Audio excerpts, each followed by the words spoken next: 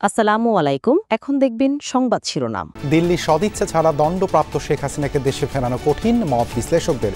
দলীয় প্রধানের ফাঁসির আদেশে আরও চ্যালেঞ্জে পড়েছে আওয়ামী লীগ। দ্রুত রায় কার্যকর দেখার অপেক্ষায় চানখারপুল, আশুলিয়ার স্থানীয়রা। পররাষ্ট্র মন্ত্রণালয়ে সাজার নথি পাঠানোর প্রক্রিয়া প্রসিকিউশনের। যুবদল নেতা কিবরিয়া হত্যায় শুটার জনির চাঞ্চল্যকর তথ্য। মাঠে নেমেছে তদন্তকারীরা। সুষ্ঠু বিচার চায় শোক সন্তপ্ত পরিবার। নির্বাচন কমিশনের চূড়ান্ত তালিকায় ভোটার সংখ্যা প্রায় 12,77,00,000। কেবল ঝুঁকিপূর্ণ কেন্দ্রের জন্য কেনা হবে বডি ওর্ন ক্যামেরা। এতক্ষণ শুনছিলেন সংবাদ শিরোনাম, এখন দেখবেন বিস্তারিত। ভারতের রাজনৈতিক সদিচ্ছা না থাকলে শেখ হাসিনাকে ফেরত আনা কঠিন হবে। প্রত্যর্পণ চুক্তি দিল্লির বর্তমান বাস্তবতায় অপ্রাসঙ্গিক বলে মনে করেন বিশ্লেষকরা। তারা বলছেন, একমাত্র ভারতের জনগণ তাদের সরকারকে চাপ প্রয়োগ করে শেখ হাসিনাকে ফেরত পাঠাতে বাধ্য করতে পারে। বিশ্লেষকদের মত, দীর্ঘমেয়াদে দ্বিপাক্ষিক সম্পর্ক ও স্বার্থ বিবেচনায় বর্তমান অবস্থান থেকে এখনই সরে আসার সুযোগ তৈরি হয়েছে ভারতের সামনে। 2013 সালের 8 জানুয়ারি ভারতের সাথে বাংলাদেশের বন্দি প্রত্যর্পণ চুক্তি স্বাক্ষরিত হয়। এই চুক্তির আওতায় দুই দেশ একে অপরের কাছে অপরাধী এবং পলাতক আসামিদের হস্তান্তর করতে পারবে। তবে রাজনৈতিক আশ্রয় প্রার্থীদের ফেলা যাবে না এই চুক্তির বাধ্যবাধকতায়। 2016 সালে প্রত্যর্পণ প্রক্রিয়া আরও সহজ করতে চুক্তি সংশোধন করা হয়। বলা হয়, কারো নামে গ্রেফতারি পরোয়ানা থাকলেই তাকে প্রত্যর্পণ করা যাবে। এক্ষেত্রে অপরাধের প্রমাণস্বরূপ কোনো তথ্য প্রমাণ দাখিল করতে হবে না। শেখ হাসিনার বিরুদ্ধেও একাধিক মামলায় গ্রেফতারি পরোয়ানা জারি হয়েছে।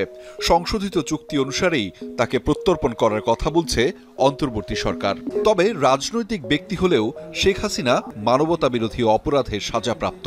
বিশ্লেষকদের মত, সে কারণেই রাজনৈতিক ব্যক্তির জন্য বিশেষ ধারা কার্যকর হবে না ক্ষমতাচ্যুত সাবেক প্রধানমন্ত্রীর ক্ষেত্রে। শুধু প্রয়োজন দিল্লির রাজনৈতিক সদিচ্ছা। হত্যা, গুম, খুন এইগুলা যদি হয়, এইটাকে কখনো আবার এইটাকে রাজনৈতিক চরিত্র বলে আখ্যায়িত করা যাবে না, সংজ্ঞায়িত করা যাবে না। তা মানে রাজনৈতিক মানে এইটার বাইরে কিন্তু হত্যা, গুম, খুন এটা আছে। তো সেই বিবেচনায় আমি মনে করি যে যিনি শেখ হাসিনাকে প্রত্যর্পণ করার যথেষ্ট যুক্তি বাংলাদেশের আছে। শেখ হাসিনার রায়ে আওয়ামী লীগের রাজনীতি আরও বেশি চ্যালেঞ্জের মুখে পড়বে বলে মনে করেন বিশ্লেষকরা। বলছেন, পরিবারতান্ত্রিক রাজনৈতিক ধারার ফলে নেতৃত্বে সংকটে পড়বে দলটি। সর্বোচ্চ ক্ষমতাধর ব্যক্তির মৃত্যুদণ্ডের আদেশ ভবিষ্যৎ স্বৈরশাসকদের জন্য বার্তা বলেও মনে করেন তারা। ঐতিহাসিক রায় থেকে অন্যরা শিক্ষা না নিলে আওয়ামী লীগের ফিরে আসার পথ সহজ হবে বলে মত কারো কারো। 5 বারের প্রধানমন্ত্রী, বড় রাজনৈতিক দল আওয়ামী লীগের সভাপতি, আইনের চোখে কোনোটাই বিবেচ্য হয়নি। জুলাই অভ্যুত্থানে হত্যার দায়ে মৃত্যুদণ্ডাদেশ শেখ হাসিনার মাথায়। পলাতক থাকায় আপিলের সুযোগ নেই। দণ্ড কার্যকর না হলেও রাজনীতিতে ফিরে আসা হচ্ছে না তার, এমন মত বিশ্লেষকদের। আবার পরিবারতন্ত্রের বলয় থেকে বের হওয়াও দুষ্কর।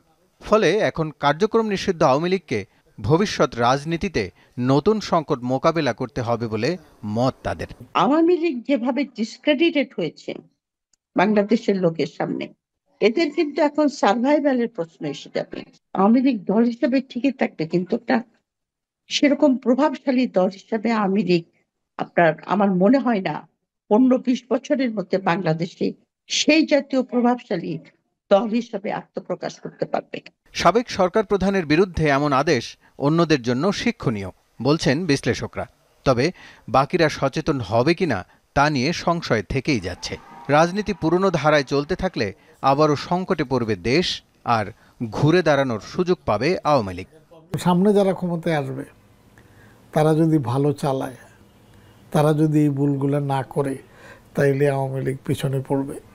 কিন্তু তারা যদি আবার ভুল করে, তারা যদি আবার বাড়াবাড়ি করে, তাইলে মানুষ কিন্তু অতীতটা অতি সহজে ভুলে যায়। বার্তা তো ভয়ঙ্কর বার্তা, যে জনগণের বিরুদ্ধে গেলে যুগে যুগেই যারা শাসক গোষ্ঠী তাদের উপরে আপনার জনগণ চড়াও হয়েছে। তবে মানুষ তো ইতিহাস থেকে শেখে না।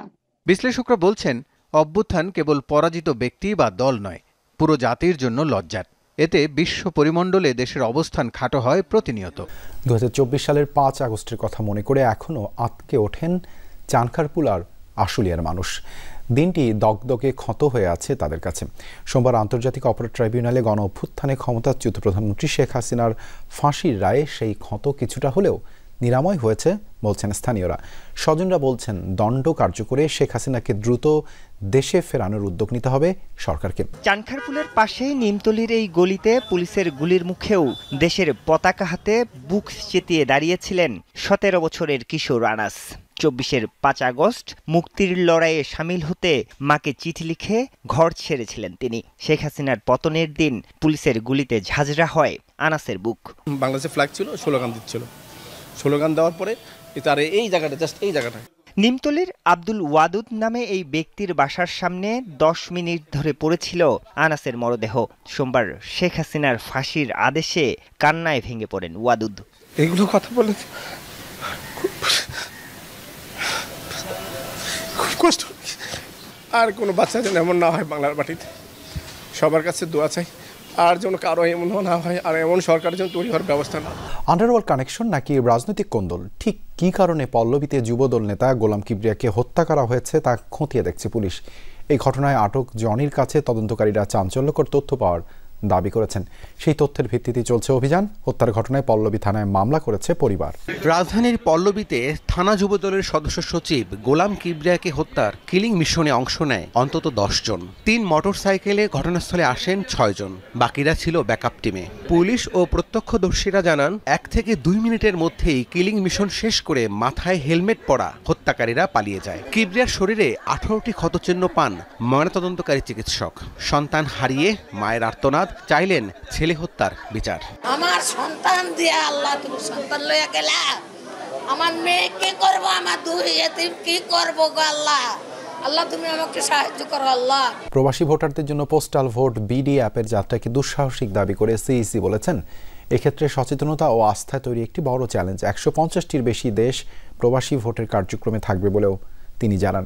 এর আগে ইসি সচিব জানান, ত্রয়োদশ জাতীয় সংসদ নির্বাচনে ভোট দিতে পারবেন 12,76,95,183 জন।